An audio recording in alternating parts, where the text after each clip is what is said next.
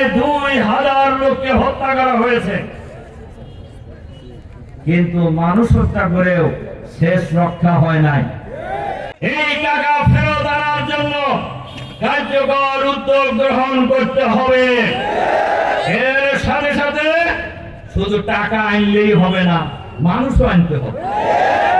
এই টাকা চুরির সাথে জড়িত, এই দুর্নীতির সাথে জড়িত এই দুর্নীতিবাজ কর্মকর্তা রাজনীতিবিদদেরকে অবিলম্বে গ্রেফতার করে বিচারের মুখোমুখি করতে হবে। তারা প্রধানমন্ত্রীকে ঘিরে ধরেছিলেন, তেল মালিশ করছেন, তাগারে কাউকে পাওয়া গেছে? বলেন তো, উনি পালানোর সময় তাদের পাওয়া গেছে? পাওয়া যায়। এই জন্য দাম্ভিকতাটা কোন সময় ভালো ফল দেয় না। একজন বিচারপতি উনি সাইদি সাহেবকে ফাঁসি দিয়েছে, আপনার এতে কি বলে টকশোতে আস্ফালন করে বলতেন যে আজ সাইদি সাহেবকে ফাঁসি দিয়েছে। এই বিচারপতিকে কোথায় পাওয়া গেছে আপনারা জানেন নাকি? কোথায় পাওয়া গেছে? উনি কিন্তু আওয়ামী লীগের কিছু না। আমার কথা কি বুঝতে পারছেন? উনি কিন্তু আওয়ামী লীগের কিছু না, কিন্তু কথা বলার সময় এমন ভাব দেখাইছে যে শেখ হাসিনার উপরে। তাকে পাওয়া গেল কোন জায়গায়? সিলেটের বর্ডারে জঙ্গলের মধ্যে কলার পতাকায় দেওয়া অবস্থা। আর জনগণ তাকে নিয়ে এসছে কিভাবে? গলায় গামছা লাগায়। আচ্ছা বলেন তো, এই কাজীপুরের গ্রামে গলায় গামছা লাগায় কাগারে কি হংস দেখিয়েছেন? যারাই অহংকার করেছেন, যারাই মানুষকে পাখির মতো গুলি করে হত্যা করেছেন, এই পুলিশ বলেন, র্যাব বলেন, এরা এখন কোথায়?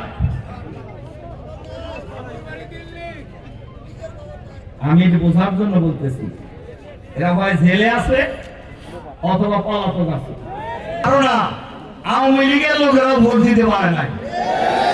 কেন পারে নাই?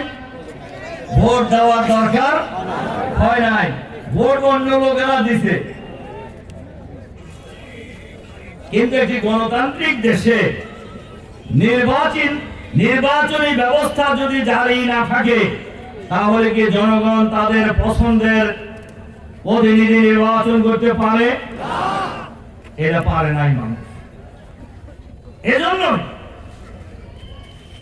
ক্ষমতায় থাকার জন্যই খুন, গুম, গ্রেপ্তার, গণহত্যা এটা ছিল বাংলাদেশের মানুষের জন্য নিত্য নৈমিত্তিক ব্যাপার। 9 সালের পর থেকে এই দেশের মানুষ ভোটের জন্য, গণতন্ত্রের জন্য, অন্যায়ের বিরুদ্ধে আন্দোলন করেছেন, সংগ্রাম করেছেন।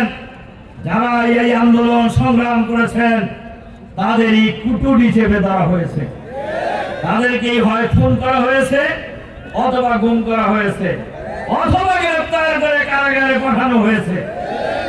যে আন্দোলনটা হলো, এই আন্দোলন শুরু করছিলেন কারা জানেন নাকি আপনারা? কারা? ছাত্ররা। এটা কি কোনো দলের আন্দোলন ছিল? এই আন্দোলন ছিল ছাত্রদের অধিকার আদায়ের আন্দোলন। সে অধিকারটা কি ছিল শুনে যান আজকে। কোটা বিরোধী আন্দোলন। কোটা ছিল কিসের? কোটা ছিল হলো, কথা ভালো করে শুনে যান, শতকরা 5 ভাগ মানুষের জন্য কোটা ছিল 56 ভাগ, আর 95 ভাগ মানুষের জন্য কোটা ছিল হলো 44 ভাগ। যে আন্দোলনে অনেক আওয়ামী লীগের পরিবারের সন্তানেরা অংশগ্রহণ করেছিলেন তাদের অধিকার আদায়ের জন্য। এই যে দেখেন, এই আন্দোলনে এখনো আছে বৈষম্য বিরোধী ছাত্র আন্দোলনের অন্যতম নেতা এই যে সার্জিস, ও কিন্তু ছাত্রলীগের নেতা ছিল। এরাও এই অধিকার আদায়ের জন্য এই আন্দোলনে অংশগ্রহণ করেছিলেন, যার কারণে এই আন্দোলন তারা সহ্য করতে, এই আন্দোলন যারা করেছেন তাদের বুকে গুলি চালানো হয়েছে, তাদের হত্যা চালানো হয়েছে, প্রায় 2000 লোককে হত্যা করা হয়েছে। কিন্তু মানুষ হত্যা করেও শেষ রক্ষা হয় নাই।